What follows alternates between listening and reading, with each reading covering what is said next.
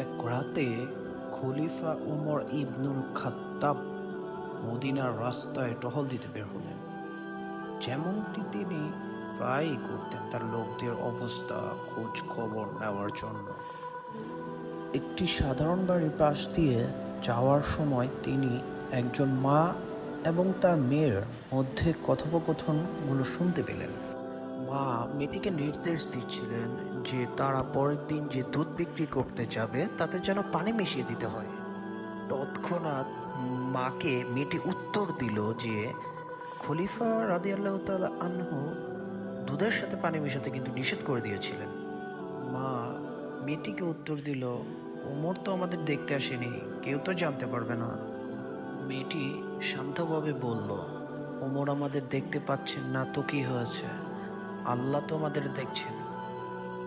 খলিফা ওমর, যিনি বাড়ির পাশেই ছিলেন এবং কথাগুলো শুনছিলেন, মেয়েটির আন্তরিকতা, সততা এবং আল্লাহর প্রতি যে ভয় তার গভীরভাবে মুগ্ধ হয়ে গিয়েছিলেন।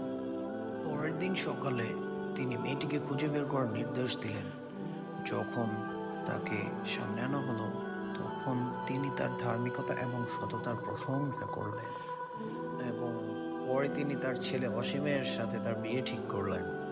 এই বিবাহ থেকে একটি সম্ভ্রান্ত বংশধারার সূচনা হয় এবং তাদের বংশধরদের মধ্যে একজন ছিলেন মহান খলিফা ওমর ইবনে আব্দুল আজিজ।